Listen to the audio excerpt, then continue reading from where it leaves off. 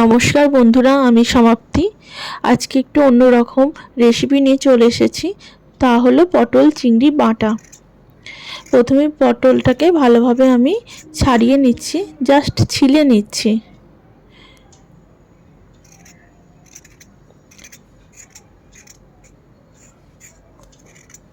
এই বাটাতে পুরোপুরি ছাড়ানোর কোনো দরকার নেই। যারা পটল খেতে একদম ভালোবাসো না তারা এভাবে একবার বানিয়ে খাও, দেখবে অসাধারণ লাগছে। তারা নতুন করে পটলের প্রেমে পড়ে যাবে, আমি কথা দিতে পারি। পটলগুলোকে ছিলে নিয়ে ভালো করে ধুয়ে নিয়ে আমি এটাকে কেটে নেব।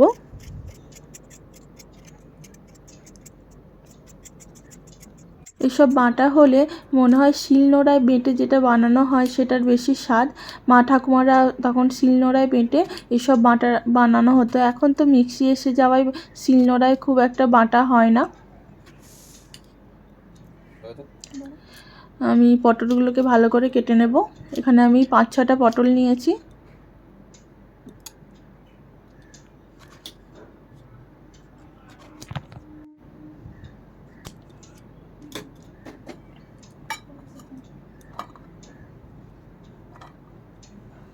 এরপর আমি 2টো পেঁয়াজ আমি ছাড়িয়ে নেব, ছাড়িয়ে কুচি কুচি করে কেটে নেব।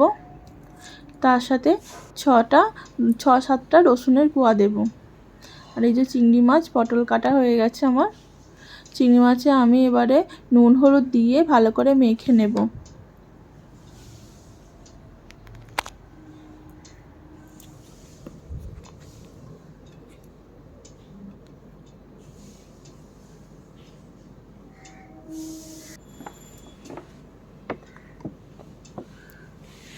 আমি প্যানের মধ্যে সরষের তেল দিয়ে দিলাম।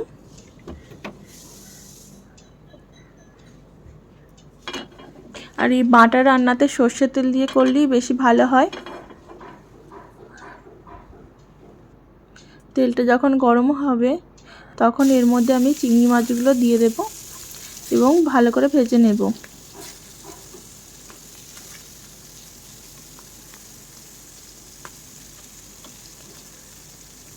এই বাটা রেসিপি তোমরা চিংড়ি বাদ দিয়ে পটল দিয়েও করতে পারো। আবার অনেকে ঝিঙের খোসা বাটা করে, তো অসাধারণ লাগে এই বাটা দিয়ে ভাত খেতে। তোমাদের কোন কোন বাটা দিয়ে ভাত খেতে ভালো লাগে আর কোনটা বেশি বাড়িতে বানাও?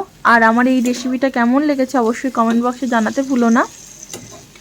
আর অবশ্যই আমার এই ভিডিওটা স্কিপ না করে লাস্ট অবধি দেখো, এবং লাইক কমেন্ট আর সাবস্ক্রাইব করে দিও।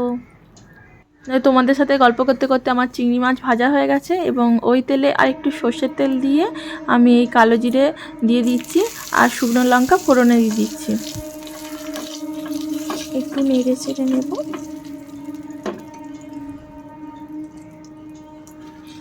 এরপর আমি রসুনগুলোকে দিয়ে দেব।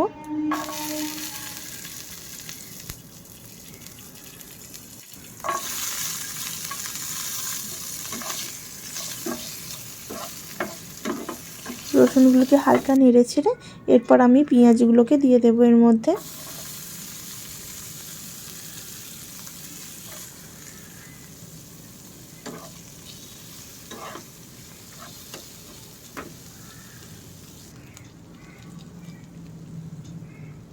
সত্যি বলতে কি পেঁয়াজ রসুন ছাড়া এই বাটা ভালো লাগে না খেতে। এরপর আমি এখানে পটল অ্যাড করে দিলাম। অনেকে কাঁচা পটলই করে, কিন্তু আমার মনে হয় একটু হালকা করে ভেজে নিলে খেতে আরও বেশি ভালো লাগে এবং পটলের যে একটা গন্ধ আছে সেটাও চলে যায়। এখানে আমি পরিমাণ মতো নুন আর হলুদ দিয়ে দিলাম। অল্প সামান্য হলুদ দিলাম, বেশি হলুদ দিলে এটার সবুজ রঙটা আর থাকে না। হলুদটা তোমরা স্কিপও করতে পারো। এরপর আমি নেড়ে চেড়ে নেব ভালো করে।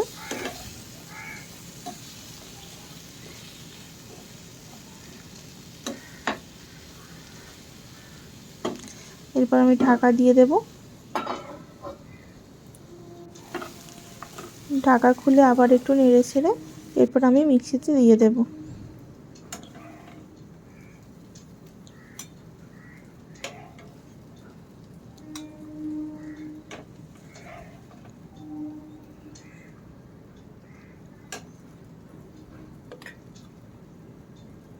এরপর আমি চিংড়ি মাছটাও দিয়ে দিলাম এর মধ্যে।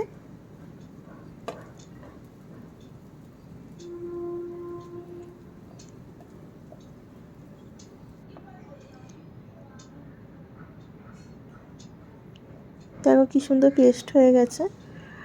এরপর আমি বাকিগুলোও দিয়ে দেবো, বাকি যে পটলটা রয়েছিল।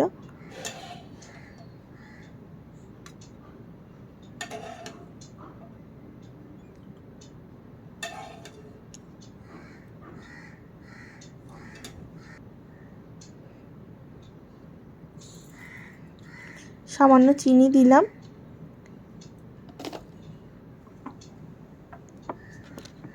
এরপর কড়াইয়ে সর্ষের তেল দিলাম।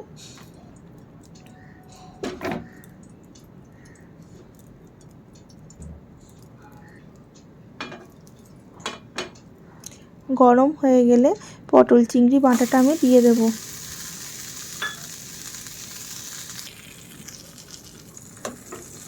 এরপর আমি এটাকে ভালোভাবে নাড়তে থাকবো।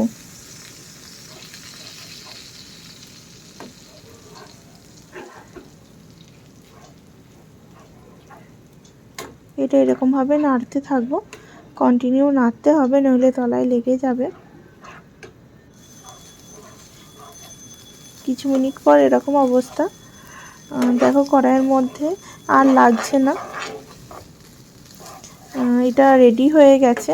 এবার যে যেরকম খেতে চান সেরকম করে নেবেন। আমি আরেকটু এটাকে মানে শুকনো করে নিচ্ছি।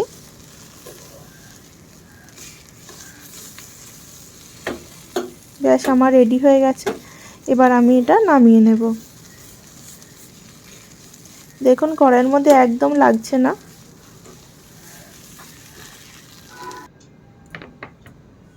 কত সুন্দর হয়েছে না দেখতে। এরপর আমি ওপর থেকে কাঁচা সরষের তেল ছড়িয়ে দেব।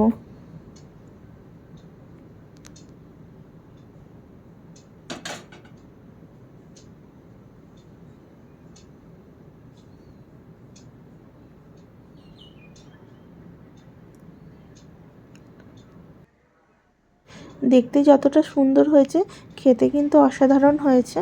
গরম ভাতে এটা মেখে খেতে অসাধারণ লাগে, দুর্দান্ত লাগে। তো একদিন বাড়িতে ট্রাই করো এবং আমাকে জানিও কেমন লাগলো।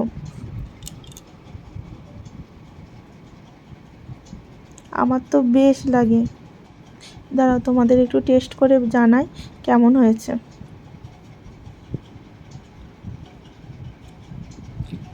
দারুণ হয়েছে, দারুণ দারুণ দারুণ। আমি তো নিজেই বলে ফেললাম। আজকে ভিডিওটা এখানেই শেষ করলাম। অন্য কোনো দিন অন্য ভিডিও নিয়ে আসবো।